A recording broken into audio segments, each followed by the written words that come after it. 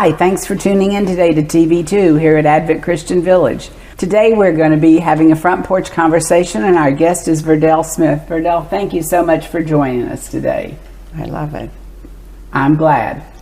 I had a chance to visit with you the other day and learned a lot about you, and I'm happy to be able to have you share your story. Okay. Would you start your story about where you were born and where you grew up? I was born in Grand Forks, North Dakota, on a farmhouse, and I grew up with 9 sisters and 5 brothers. And we all had our chores to do on the farm, and my chore was to help my mother in the house while everybody else was working either in the barn milking cows or out in the fields helping to harvest the grain. Now tell me, what was your order of birth? Were you one of the youngest or one of the oldest? I was one of the younger ones, so I had a lot of parents. I bet you did. And I was the 12th. My mom birthed 16 children, but one passed away as a baby. And we played together. We were a loving family. We all were, as we grew up, we still were very close. And all my brothers and sisters married and had children. My mother lived to be 90. And can you tell me how many grandchildren she had? She had about 50 grandchildren. I don't know how many great-grandchildren, but she did have about 50. And they were very close to her because they all lived close. But growing up on the farm, too, was my uncles lived right around us, and they farmed. So whenever there was harvest, everyone helped one another to harvest the grain. And if it was their turn for someone to come help them, then my family would go and help them. So we were pretty close-knit. What was the origin of your parents? Were they born in the United States, or? My grandfather, one of my grandfathers, came from Prussia, and he homesteaded in North Dakota, where I was born. And my other grandfather came from Germany. So my grandmother and the one from Germany, she would come visit with my mom, and they would talk when I was little, and I would listen to what they were saying because I really enjoyed their conversations. And when I first learned to talk, I spoke German before I did English. But eventually I lost it. But my father would pray a German prayer. And we all followed. We didn't speak in German, but we spoke our prayers at the table before meals.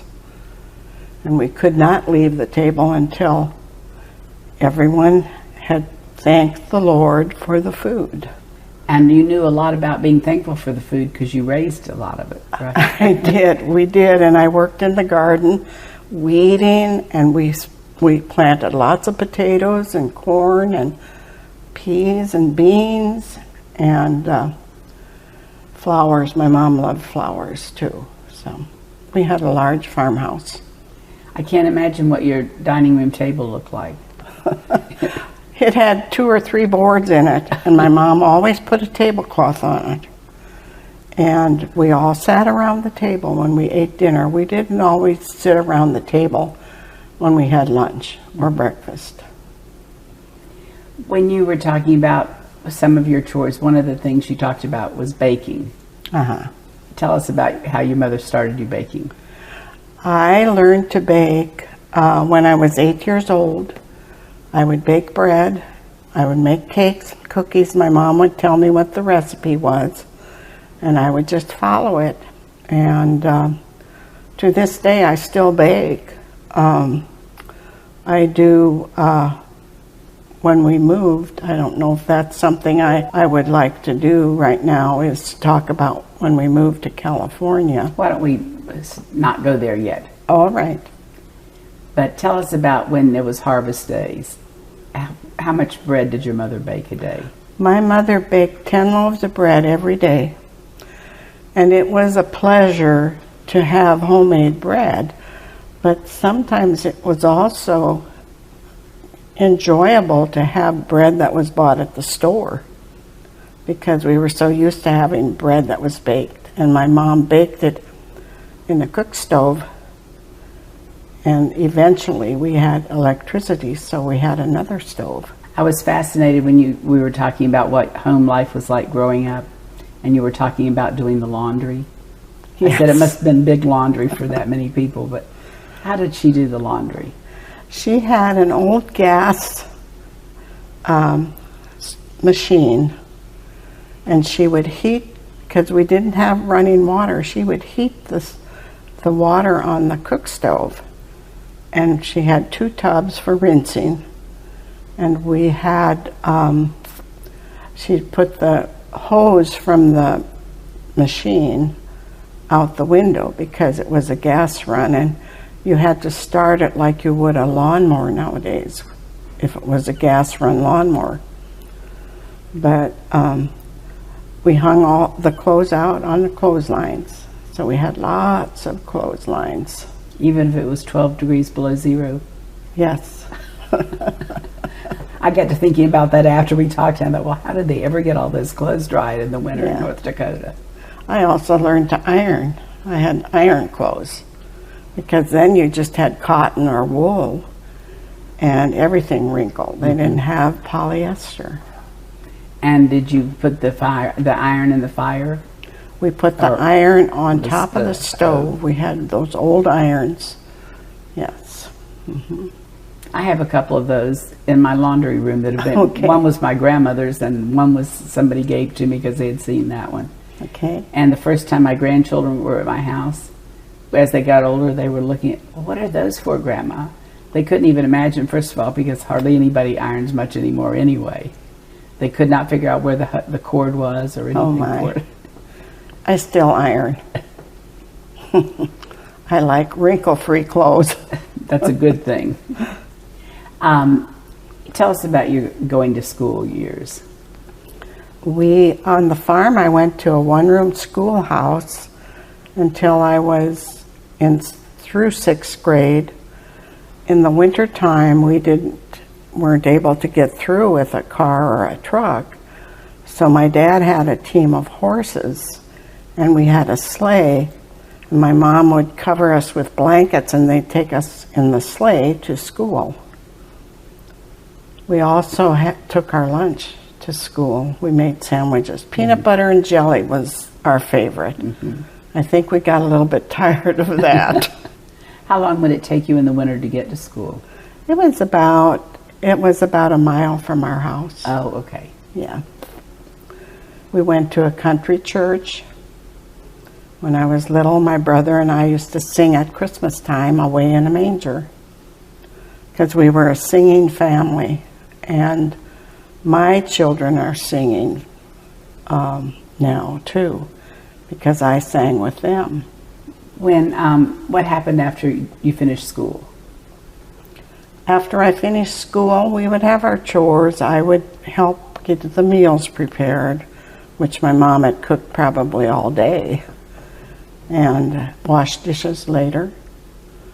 And if there was anything that had to be harvested, like from the garden, we had to, pick that. My brothers and sisters had to work in the barn with the cows. They milked the cows. We had a cream separator that separated the cream and the milk, and my job was to wash it. Wash the milk? I'm sorry. It was to wash the separator. Oh, okay. Because we separated twice a day. We separated in the morning and we separated at night. I'm even having trouble visualizing that. Yeah. When you finished high school, Yes. and then what happened next in your life? When I finished high school, I did work in a lab at a clinic for part-time, and then later on I worked as a waitress. And I worked there until I moved to Seattle with my mom and sisters, and they left me there with my 2 aunts, and I went to church with them.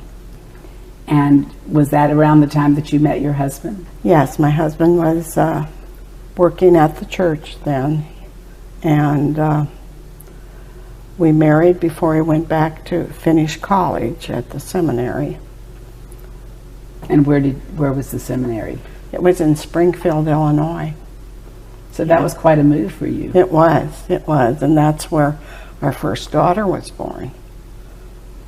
And when you first met your to-be husband, did you know that was going to be your husband?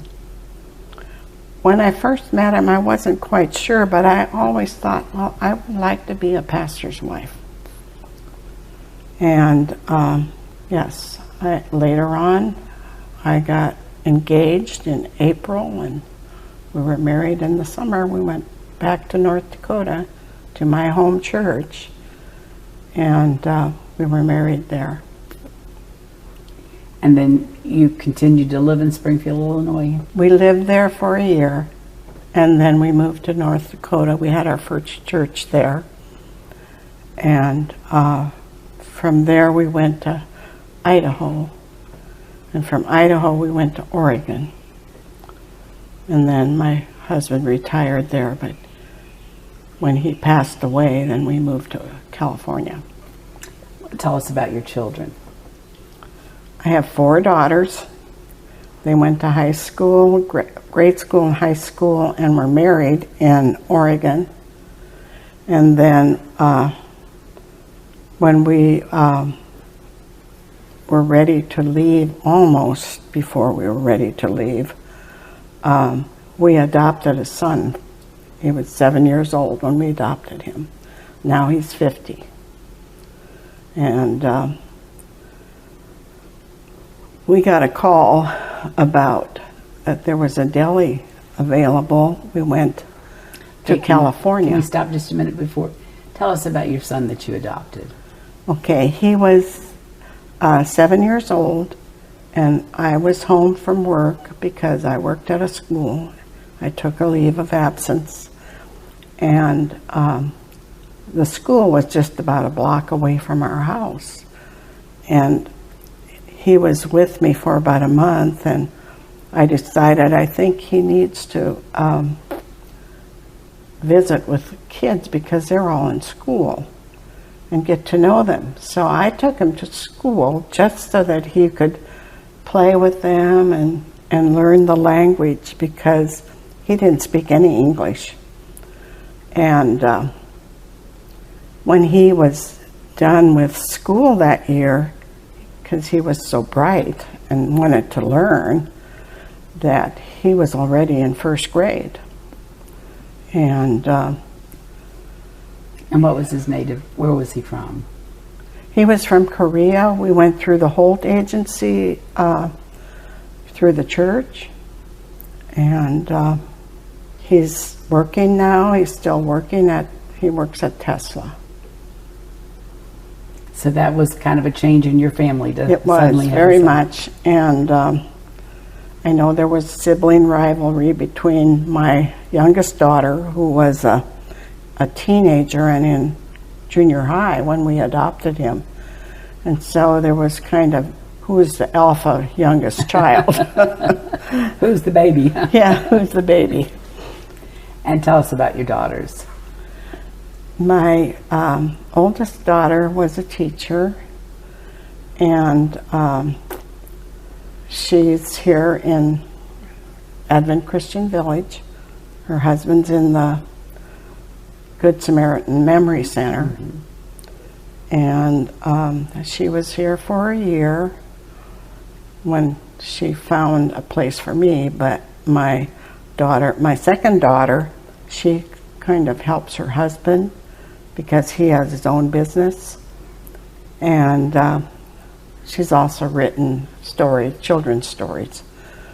My third daughter, she and her husband live in Reno, Nevada, and she's kind of basically the CEO of the church there, and her husband is like a lay pastor.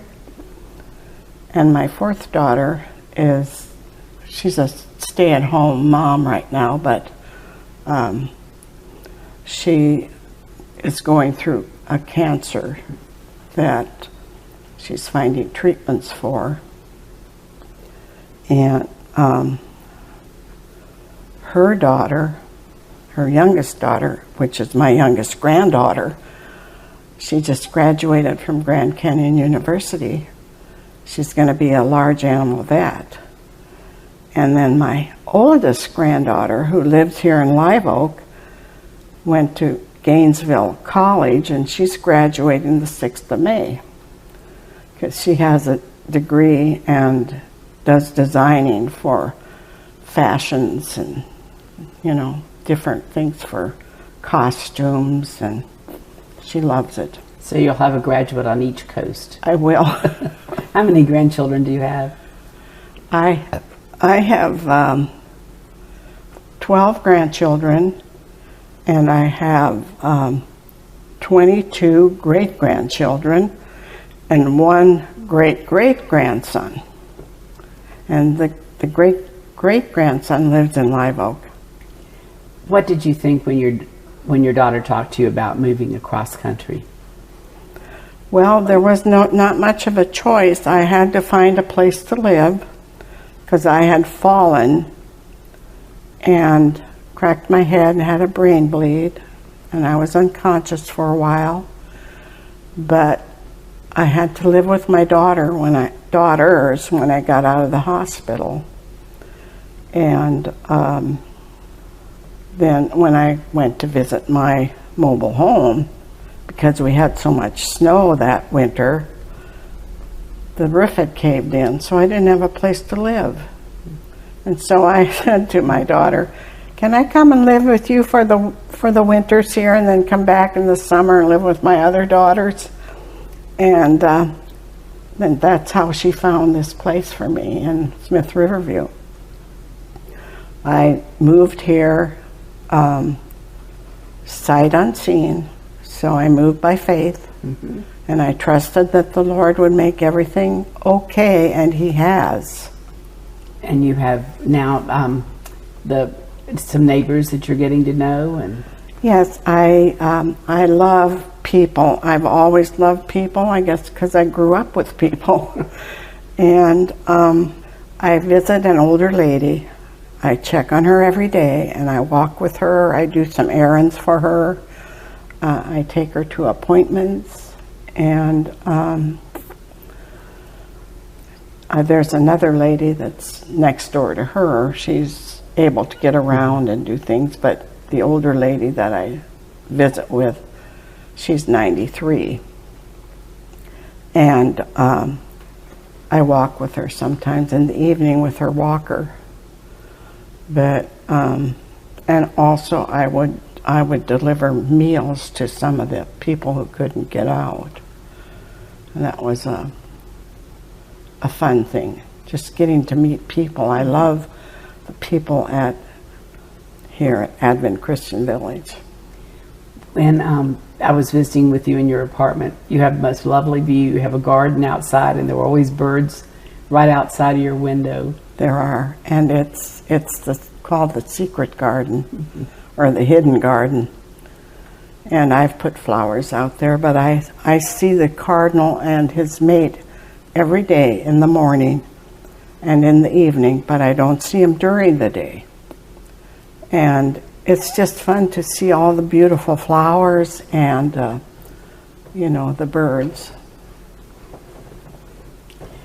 And since you've arrived in Florida and your daughter is here, you have grandchildren and great-grandchildren. I do. And what are the things you all like to do together?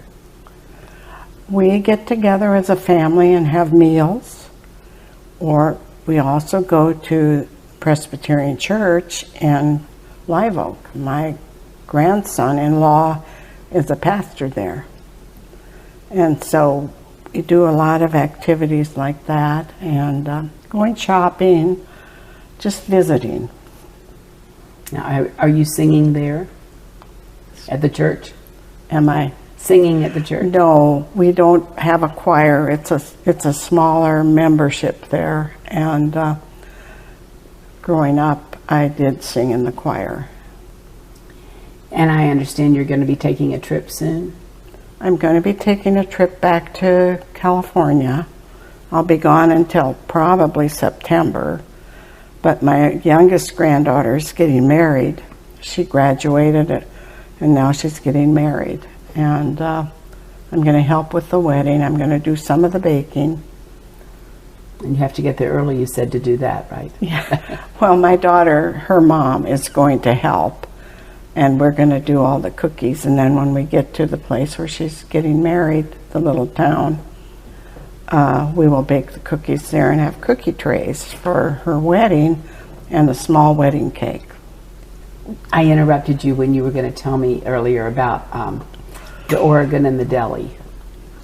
You want to share that story, adventure with us? With the deli, I did all of the baking. I baked all the rolls for sandwiches. I would be there at 5 in the morning, and I'd be there till about 1 in the afternoon. But I made all the salads, and I made all the soups, and sometimes I made desserts. How long did your family have the deli? We were there 2.5 years, but I did it with my son-in-law and my daughter. Verdell, you talked about growing up in the church, but tell me when you feel like you've most definitely seen God's presence in your life.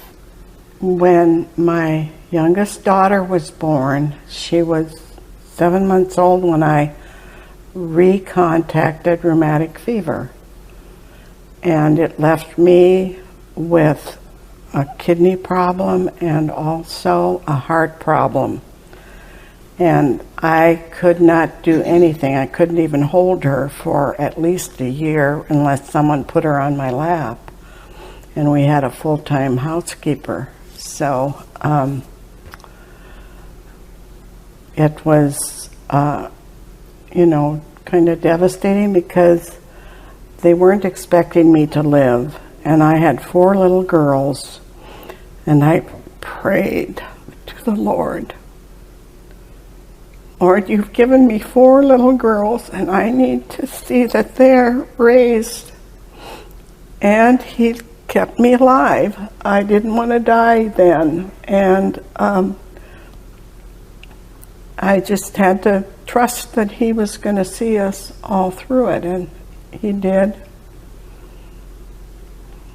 And you said you've had some other experiences since then that were... I have. I've had a lot of different problems, health problems and issues that have healed me. The Lord has healed me. And through the medicines and the doctors. And I've just gotten stronger through each experience that I've had. And this last one with me falling, I had to trust completely because I had not seen where I was going to live. And my daughter, she took pictures and would show me those pictures on my camera. So I just came, and I loved the place, and my 4 daughters were here to help me get settled. And that was another experience that made me stronger within the Lord. What would you say was one of the greatest adventures of your life? The greatest adventure in my life, probably moving here without knowing where I was going. Just the whole life experience of living for the Lord. Not always seeing His hand in it, but I do see Him now more and more as I'm getting older. You've had a lot of children and grandchildren and seen family members grow up. What advice would you give a young person today? I would say, it's really important to confess and repent and forgive people, because that's how you meet people.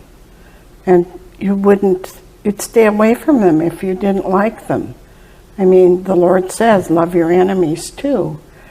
And I have learned to tell myself that that's something the Lord wants me to do, and His light would shine through me to other people. And if there's any way that I could help, that would be wonderful. And I'll tell them never to let go of the Lord. You've certainly talked about what you like about the village, and thank you for being a testimonial to that. But thank you for sharing your story with us today, and thank you for your smile. It's been a joy getting to know you. Thank and I you. look forward to more visits.